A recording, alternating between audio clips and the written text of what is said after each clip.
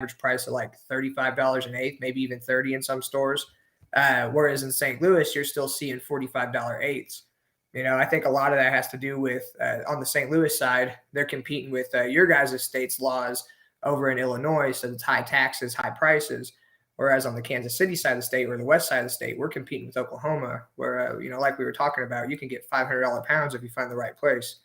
Right. Right. So is it nice existing in your market? I know it's primarily a medical market, and I know that's kind of a general question, but is it possible to exist in the market and still be able to grow as a business, or have they tied you guys' hands to where they've made it like super difficult? No, so on the Missouri or on the Kansas City side, we've got lots of dispensary groups. So like you'll have, I don't know the exact number, but you have 24 per jurisdiction, and it's Okay. spread out amongst a bunch of different ownership groups or a bunch of different companies. Oh, Where on wow. the St. Louis side, you have a lot of large groups or vertical operations that have their own cultivations, their own manufacturing. They have 5 dispensaries. 5 dispensaries is the max you're supposed to have, but a lot of companies here have somehow skated around that rule. Okay. Um, but yeah, no, it's definitely cool being in this market. It's been awesome culture wise. It's been awesome in the industry getting to meet a lot of these people, and there's still room to grow. Adult use is on the ballot in November, but that will change some of the rules. But right now, how the medical market is supposed to exist is it caps the amount of licenses you have so that people aren't monopolizing the market, and it leaves room for a lot more people. Got you. And you were saying something about it being voted on in November, and before, obviously, we were talking about this. So, how quickly does it become recreational? How quickly are these things rolled out if it is voted that to legalize recreational use? So it goes on the ballot in November, and then they have until April to roll off our recreational market if it passes. So we'll see a 6 month turnaround hopefully. And existing dispensaries can just turn into recreational dispensaries. Is that, do you think, what the plan would be, or do you have to reapply for a recreational dispensary No, license? so they're gonna the current medical dispensaries are gonna be grandfathered into adult use, and Okay. then they're gonna like a year after rollout or something like that, they're gonna open up options for micro licenses where you can have a single dispensary license, or you can have a single cultivation manufacturing bundled license. Okay. Um, that's more for expanding the market, and then I think a year after that, if you want a micro license, you're allowed to appeal to the state to have a full recreational license. Okay. Um, I don't know the difference hugely in those yet, but I do know that the micro licenses can only buy from each other and sell each other's product, and they can't buy into the adult use market. That part's kind of a drag in my opinion, but it's definitely going to change a lot of things and expand the market. And definitely a step in the right direction. Like I Yeah, said, for that's gonna sure. like open some things up and allow more people to operate in the market and more people to access products. Oh yeah, that's the biggest part. Once we go to an adult use market, right now we only have 200,000 patients, and you have a lot of people who don't want to get their medical card for one reason or another. Right. And, cannabis could still benefit them, whether it's just, normal relaxation or if it's something a little bit more medically extreme. So, if nothing else, an adult use market will expand the amount of people that have access to this plant. Got you. And your title is the CSO at Kansas City Cannabis, correct? Yeah, yeah, I'm the chief strategy officer. I've been with them for almost 4 years. Okay. From the time I think 5 of our guys were there before me. Back in November 2019 when it officially passed, Okay. and then I was in the I was actually in the CBD market before that because we had a weird debacle in Missouri where we thought it was going to pass for medical use and then it got taken away back in 2016. And then before that, I worked as a manager at a dispensary in Los Angeles. Okay. Okay. So that's kind of that's where your roots are, is back in Los Angeles and getting started in the cannabis industry. Yeah, yeah, yeah. I've got like 8 years experience now. Oh wow! So and it sounds like you've worked at like every level, from kind of like that, the seller, the retail, all the way up into the office as well. Yeah, honestly, I don't have a college degree. Cannabis has kind of always been my career path, one way or another. So I knew early on I just had to gather as much experience as possible, and I Mhm. just put all that experience together, and then luckily we won some dispensary licenses. I hear you. And so, what would you say in your current position as a leader for Kansas City Cannabis? What are you doing day to day? I know probably each day it's changing, but Yeah, in general, give a overlook. for sure. The ebbs and flows of my day can be anything from doing inventory all day to just having nothing but phone calls all day. So I connect a lot of business to business opportunities. I do the buying for us. So, well, actually, I did the buying up until recently. Now I have a buyer underneath me. I've got a little team put together. But yeah, I used to do the buying pretty heavily. I do all of our sales, all of our vendor pop-ups. Honestly, it's gone from smaller operations to connecting loose ends now. So essentially, I'm just making sure this point A is getting to point B somehow. Gotcha. And if somebody wanted to work for you guys or just work in the industry as a whole, are there any suggestions you would have for like getting into the industry, like getting a foot in? Because I know a lot of people are like, man, I really want to work in cannabis. I just don't even know like what to do. I don't have any skills in it. Like, what would you say for that person? Honestly, we tell a lot of people at interviews this, but never once have I hired anybody because I thought they were a cannabis expert. At the end of the day, our training is pretty robust. You go through 10 days of cannabis training before you ever hit the sales floor. And that includes compliance training. That includes safety training, POS work, that type of stuff. But we can train the cannabis knowledge, and you'll learn way more about weed talking to your other bud tenders and talking to patients than you ever will from watching like YouTube videos and shit. So at the end of the day, what I'm looking for is people who can hold a conversation. I want people to be able to go either direction. That way, if a patient needs to switch subjects, we can do that. I look with people for service industry and hospitality backgrounds. So, hotels, waitresses, waiters, people that have essentially been used to, like the title says, servicing the public. Yeah, those are your big ones. And then, creative problem solving. Creative problem solving goes a long ways, and no matter what role you're trying to get. Yeah, definitely. And I know you guys are probably always rolling out new products or sourcing new products. I'm sure the menu is changing constantly to where a bud tender or somebody who's customer facing is going to need to be like learning new information like pretty rapidly, right? Oh yeah. So one of the best things, I'm gonna give a shout out to my buyer. Her name's Cassie. Okay. She's a G. Okay. One of the best things that she does is every time she buys something, she has a weekly purchasing email that she sends out, and she hits all the information about the new products we're getting in, including old products even. And then from there, our managers are really good about hunting down information and being able to facilitate that education to their staff. And then honestly, dude, we hire a bunch of passionate cannabis users. Cannabis is part of all of our staff's lifestyle, not necessarily just a thing they think is cool. So they have the passion to go learn a lot of that information through organic conversation with their peers. Gotcha. And you're talking about usage. Do you have a personal favorite product that you guys sell or that you would pick up from one of you guys' dispensaries? Do you have, or at least a couple favorites? So I kind of knew this question was coming. I put a lot of thought into it. Okay. If I had to pick, first of all, I'm a flower guy through and through. Like I'll smoke dabs and everything. I kind of stay away from carts, and I'll eat an edible every once in a while. But I've loved a good joint since I was like 13 years old. So yeah, so I can't get away from it.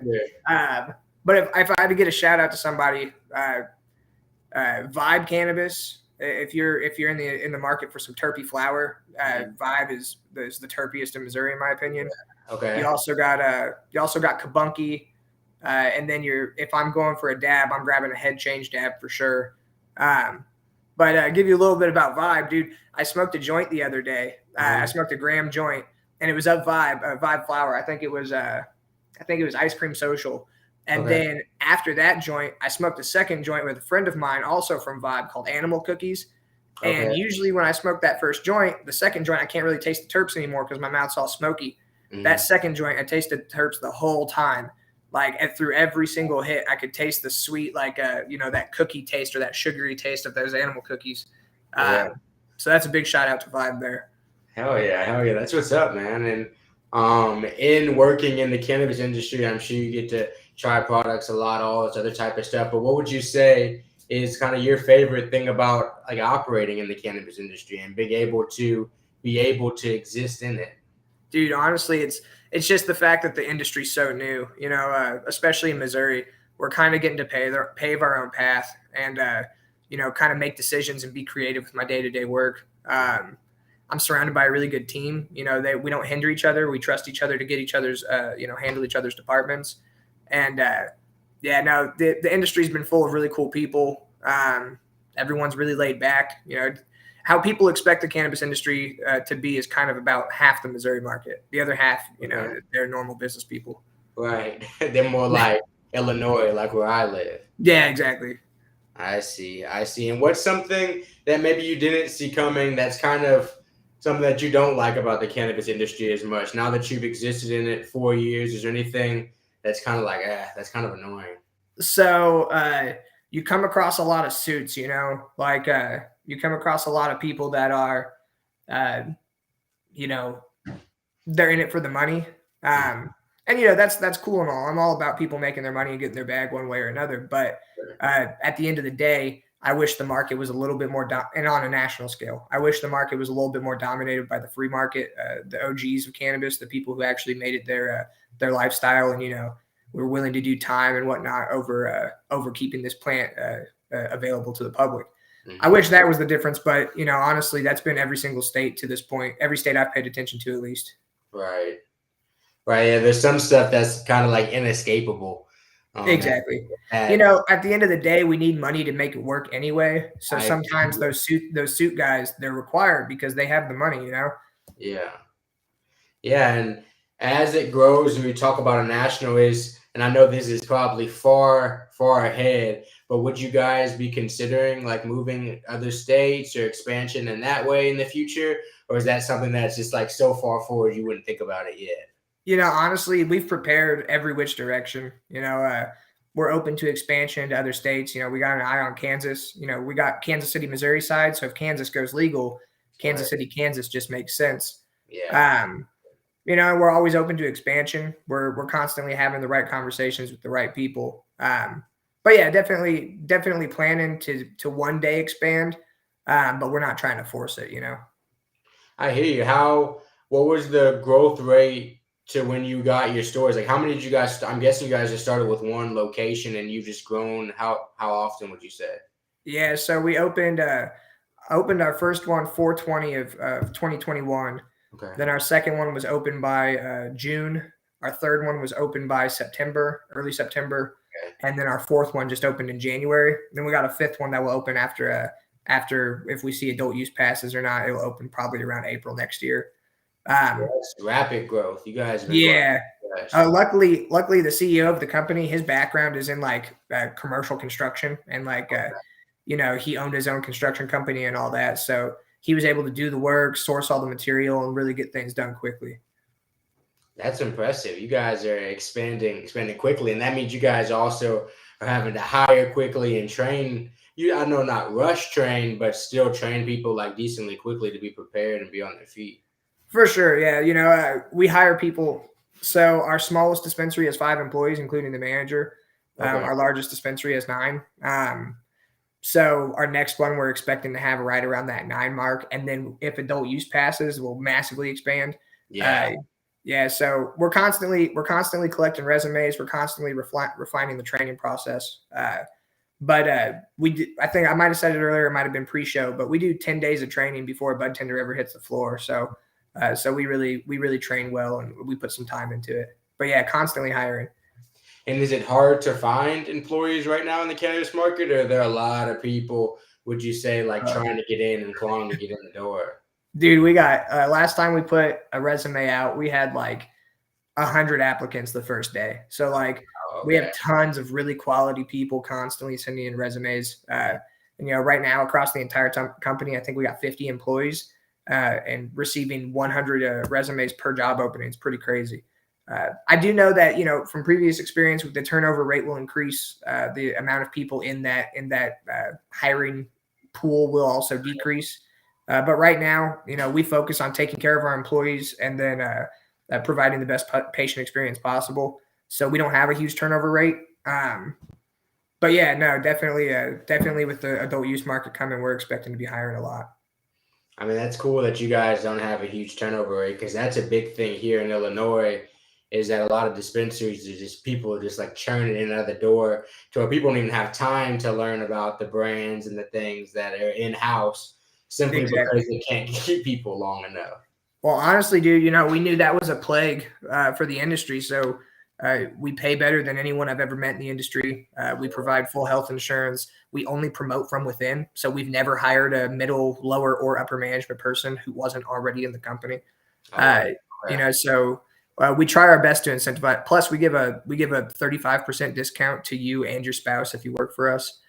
So you're getting your weed pretty affordably too. But yeah, our whole goal is to make sure that we're taking care of the people around us, including patients. That sounds like a cool place to work. Definitely from the stories that I've heard out here, much better, a Oh much yeah. better situation. Oh yeah.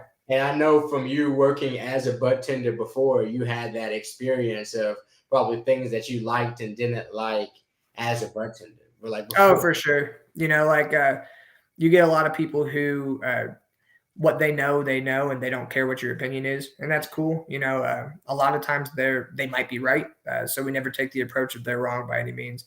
Uh, Plus, at other jobs, you always have the customer or the patient is the person who's always right, if you will. Yeah. Um, well, we don't really ever get out of hand patients because we give our bud tenders and our management so much leeway to make sure that the patient is happy that we really don't ever have that irate experience where then you're having to choose between your teammate and this patient. Right. That's a big thing. Whereas at other places I've worked, you've had to choose, okay, well, I'm either going to piss this guy off or I'm going to piss my boss off one way or another. So Definitely. we just don't make that situation happen.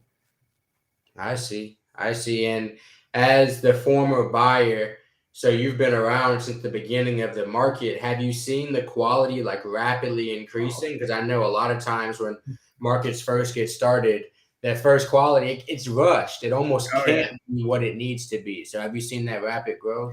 Yeah, dude. So the very first flower we ever got, I won't point out the brand, but we got pounds and pounds and pounds from this company, and they sent it to us wet, real wet, like Oh, all the wow. way on the borderline of how wet it could be and get through testing. So we bought 16 7-pound cure vaults, and we cured the rest of the flower the rest of the way ourselves. So we had only about a third of the flower we bought we could even put on the shelf when we first got it. So that's how crazy it was. And you're seeing testing like people were charging $65 an eighth for 14% THC and no terps. Now, the market's leveling out. People are really taking care of their shit. They're realizing that quality matters.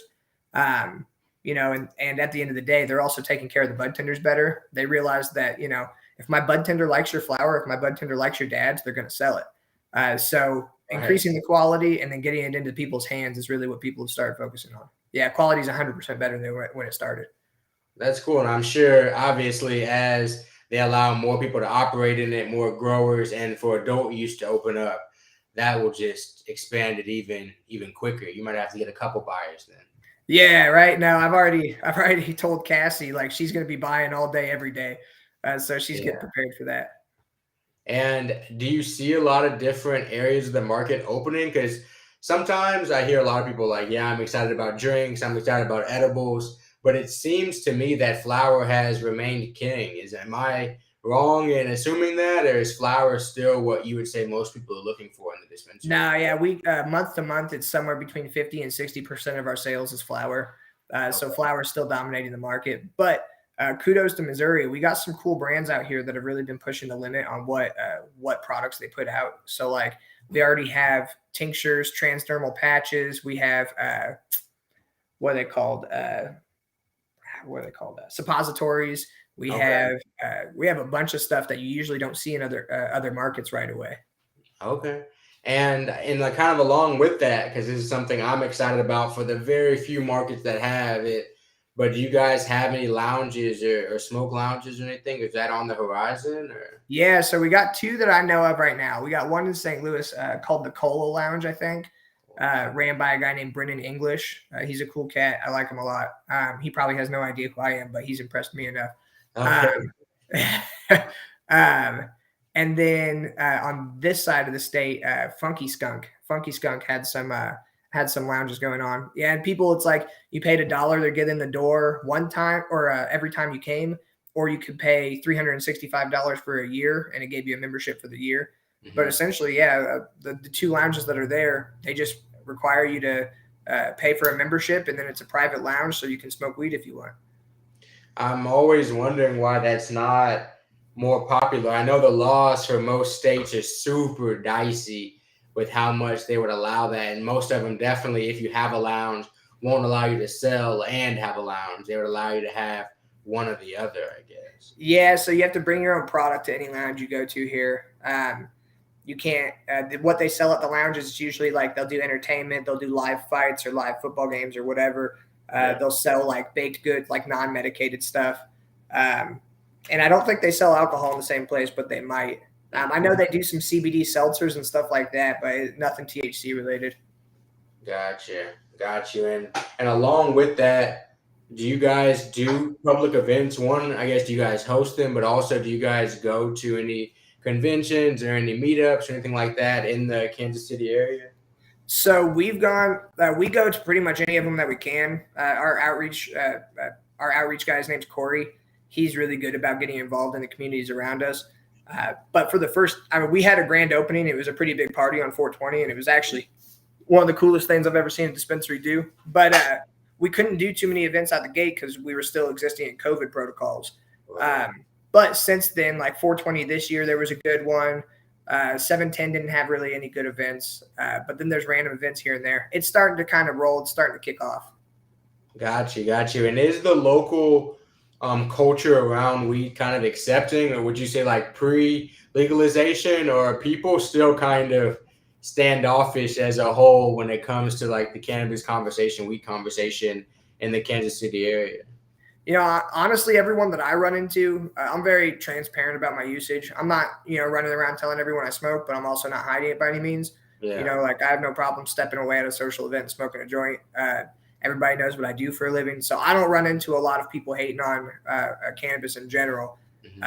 Honestly, Kansas City's always been super accepting. I've never we used to have a bunch of art lounges. We had this thing called First Fridays. CBD blew up in Kansas City really, really easily. People were on board with cannabis-related benefits for a while now.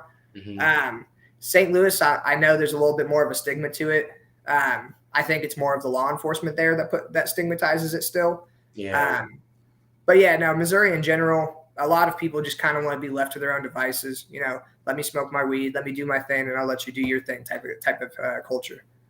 That's good, because I've visited like a good amount of legal markets now. And even when the laws change, a lot of times the culture it takes a little bit more time for like culture to evolve, for people to be kind of accepting of it, people still not to look at it in a certain light. And obviously we're moving away from that as time progresses, but for sure, it's cool that you guys have had kind of an accepting culture about it even before like the official law changed. Yeah, we have a little bit of an opioid crisis. So I think anybody that if anybody's stressing about drugs right now, it's about opiates, and it's about heroin, it's about meth. It's not about cannabis anymore. And we're just lucky that we legalized late. And so, like I was saying, it's really how it should be. People should exactly. A lot more about stuff that's killing people than they should be worrying about weed and stuff like that. 100%. And is it hard as a company to be building a culture, would you say? I know you said you're kind of setting the framework, but through social media and through these different avenues and even through different physical outreach, like in person, is it hard to kind of build a brand right now in Missouri, or is this kind of more of an exciting time to be growing as a company? Honestly, so we didn't open until, like I said, 420 of 2021, but we started doing outreach like April of 2019. So we gave away like 5,000 t-shirts before we ever even won a license. So like before we ever even filled out the application. So like we were really out there, boots on the ground. In fact, the very first picture KCC ever took, we're at a Raiders Chiefs game, and the founders were all kind of like, buddied up in the picture, doing the whole thumbs up pose. And you see me smoking a blunt in the background with some Raiders fans. And I'm like, that's perfect right there. That explains how open we were about it the entire time. I mean, that's cool. And so that's what would you suggest that for people who are like looking to build that brand and they're getting that anticipation up? Oh Would you yeah. say like push that culture first, even before you have like the product on the shelves or the door open and stuff like that? Yeah, dude, like, at the end of the day, we're still a mom and pop. Like, we didn't come into this with a $5 million budget to like we're all locals from around here. So we had to get involved. We had to show people that we had the right intentions, that we were of the culture, that we were of the people. And getting out there with the people and talking to them and smoking with them and going to events and so they could see our faces, that was a big move for us. And then on top of that, we never price gouged. Like, cultivations and manufacturings out the gate, we're trying to get 65 and 8, and we dropped to 45 right away. And that was just so that we could barely maintain our margins at that point, because we were trying to get medicine into people's hands, and we were trying to win our market. And every time we now have a conversation, for instance, we have a $200 ounce where you can mix and match 9 different brands, any eighth from those 9 different brands, and you can get it all 8 of those eighths for $200. Wow. And that's everything from, we got in fact, we just sold our 31% tester. We sold out of it, but we got a 28% tester on that, several 26, 27, 25s. We got lots of good terps in there. So like, we're not selling dog shit for high prices. We really do quality control. We care about the patient. We care about the interaction, and we care about the experience in general. And all of that has lended itself to a good image. Just keep the patient first. It's written on the wall in all of our dispensaries. Keep the patient first, and the rest will work out. And that sounds like you guys are definitely moving in the right direction. We need more players like you guys in this cannabis industry in all the different states, because obviously so many states or so many different markets that we need people like you guys. So I definitely appreciate you guys doing the good work that you're doing out in Missouri. Oh yeah, I appreciate that, man. Of course. And is it difficult really kind of as I wrap up, is it difficult to get a medical license currently in Missouri? Is that something that you have to go in and just be like, I have a headache? Or is it you really have to come up with some real intricate reasoning as to why you need one? So California back in the day, you used to be able to walk in and say your finger hurt, and they give you a medical license. So that's how a lot of people were, expecting it to be real crazy here. It's a lot more like California. So there's 11 conditions. I think there might be 9, but the last condition literally says, or any other condition a physician deems suitable for medical marijuana. Okay. So it's literally any condition. Right. So that's a good thing to know. Okay. So I didn't realize, I'm so glad we did this episode. I didn't realize Missouri had as open as a market. And so that's a good sign for when you guys legalize recreationally, that it seems like you guys are going to allow more free market trends than a lot of other states have thus far. For sure. I think with adult use legalization, there's some. I definitely think it could be written better. I think the law could include a few things that it doesn't. But at the end of the day, it's one of the best adult use laws that I've seen. Especially because it's really just making the best medical market I've seen outside of California back in the day. Mm-hmm. It's making the best medical market turn into an adult use market. So it could get better, but at the end of the day, it massively expands product options. It massively expands the amount of adults that can willingly come and get cannabis without being smacked on the hands. It gets some people out of prison. It keeps some people out of prison. There's a lot going for it. Plus the tax rate staying pretty low in general. So at the end of the day, I like it. I think it's going in the right direction. And I think it's all big, giant steps towards hopefully federal decriminalization one day. Oh, that sounds great for us. I really appreciate you coming on the Midwest Cannabis Podcast. Definitely keep up with you guys have been doing in Kansas City. Seems like you guys are really putting the culture first, putting the patient first, like you were saying. And once again, I appreciate you guys for doing what you do. Oh yeah, man. I appreciate being on. Of course. And guys who are tuned in, we really appreciate you tuning in to the Midwest Cannabis Podcast, brought to you by Respect My Region. It's been GP with another episode. Appreciate you guys. See you later, Forrest.